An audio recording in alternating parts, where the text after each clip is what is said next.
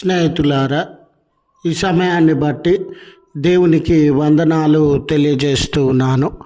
ప్రేమపూర్వకంగా మిమ్మల్ని అందరినీ వాక్య ధ్యానంలోనికి ఆహ్వానిస్తూ ఉన్నాను.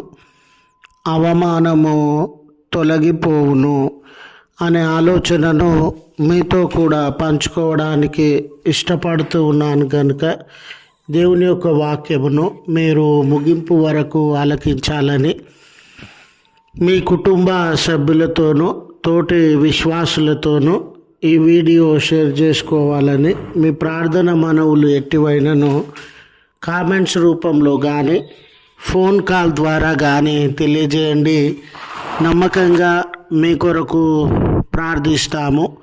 ఈ వీడియో మీ ఆధ్యాత్మిక జీవితములకు ఉపయోగకరంగా ఉంది అని మీకు అనిపిస్తే దయచేసి ఈ ఛానల్ను సబ్స్క్రైబ్ చేసుకునవలసినదిగా మనవి చేస్తూ ఉన్నాను. లేఖనము లూకాసు వార్త 1వ అధ్యాయము 36వ వచనము. గుడ్రాలనబడిన ఆమెకు ఇది 6వ మాసము.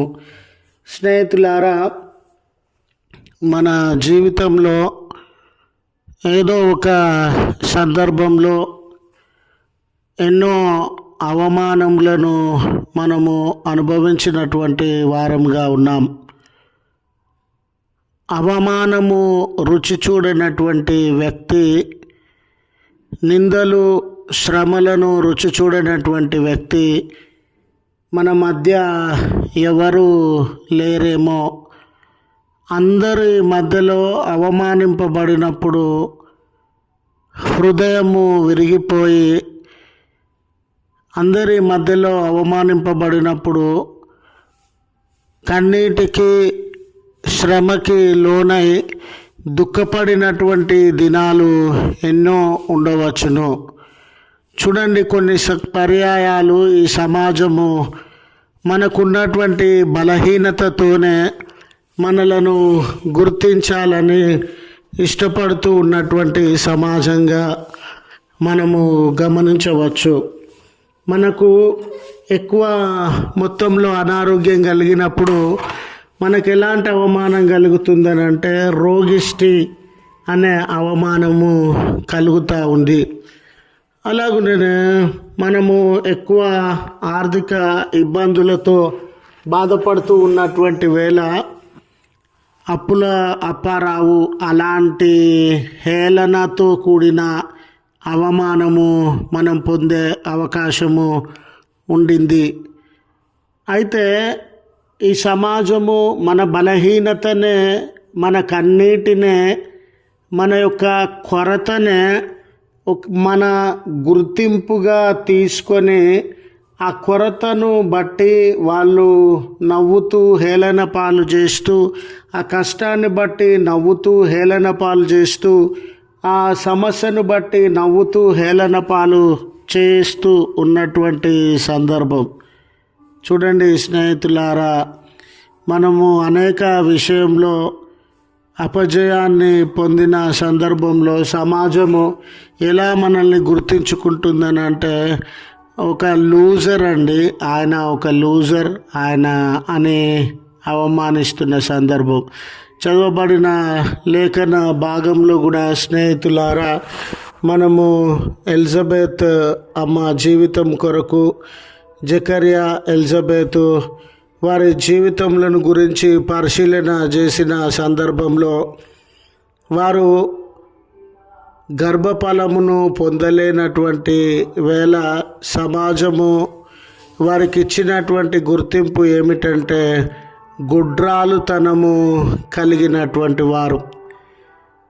సమాజంలో వారు యాజకులనే ఆ గొప్ప గుర్తింపు, యాజకులనే ఆ గొప్ప స్థాయి గౌరవము ఉండినప్పటికీ ఆ తరగతికి ఆ సమాజానికి చెందినటువంటి వారైనప్పటికీ నిజంగా ఎలిజబెత్ జకర్యాలు యాజక కుటుంబం అండి, ఆ తరగతికి ఆ సమాజానికి చెందినటువంటి వారండి అనే గుర్తింపు వారి జీవితంలో నుండి తొలగిపోయి వారు ఎటువంటి గుర్తింపుకు లోనైనారనంటే అందరి మధ్య తల ఎత్తుకోలేని, అందరి మధ్య సంతోషించలేని, అందరి మధ్య ఆనందంగా జీవించలేని ఒక అవమానకరమైన, కొరతతో కూడిన, వారికి సిగ్గును కలుగజేయగలిగిన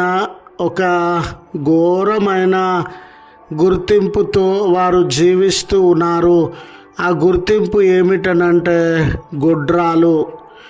ఎలిజబెత్ అమ్మ పేరు ఆ సమాజము, ఆ గ్రామము వింటూ ఉన్న తరుణంలో ఎలిజబెత్ అమ్మ ఒక వృద్ధురాలండి.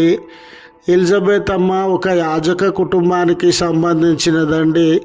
ఎలిజబెత్ అమ్మ పలాని ఆయన కుమార్తెనండి, లేక పలాని ఆయన భార్యనండి అనే ఐడెంటిటీ, ఈ మంచి ఐడెంటిటీ, సంతోషాన్ని కలిగించే ఐడెంటిటీ, నలుగురిలో గౌరవాన్ని కలిగించే ఐడెంటిటీ ఆమె కోల్పోయి గుడ్రాలు అనే ఏడుపు కలిగిన, అవమానం కలిగిన, కొరత కలిగిన ఐడెంటిటీ ఆమె అనుభవిస్తూ ఉన్నది.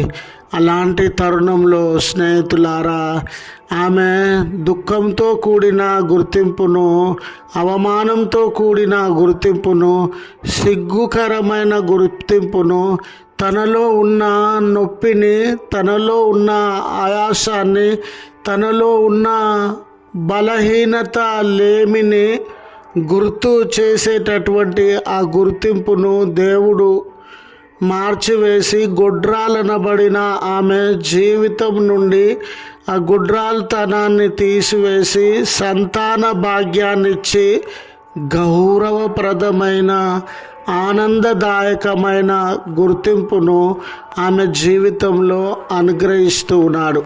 ఈ దినాన స్నేహితులారా, నీ జీవితంలో కూడా ఎటువంటి ఐడెంటిటీ ఉన్నా, అది అవమానంతో కూడినదైనా, లేమితో కూడినదైనా, సిగ్గుకరమైనటువంటిదైనా, అందరూ నవ్వుతూ హేళన పాలు చేసేటటువంటి గుర్తింపు ఈ సమాజంలో నువ్వు కలిగి ఉన్న, దేవుడు దాన్ని దూరపరిచి మంచి సంతోషదాయకమైన అనుభవములను నీ జీవితంలో అనుగ్రహిస్తారు అని గుర్తు చేస్తూ ఈ మాటలను ముగిస్తూ ఉన్నాను. ప్రార్థించుదము. కృపగల తండ్రి, ఈ దినం కొరకు వందనాలు. మీ చల్లనైన రెక్కలతో మమ్మను కప్పి క్షేమకరమైన అనుభవములను, దీవెనలను మాకు అనుగ్రహించి ఈ దినమంతా మీ కృపలో మమ్మల్ని భద్రపరచుమని, విస్తరించుమని, మాలో ఉన్న బలహీనతలనన్నిటినీ తొలగించి మీ దీవెనలతో నింపుమని క్రీస్తు పేరట వేడుకొనుచున్నాం తండ్రి. ఆమెన్.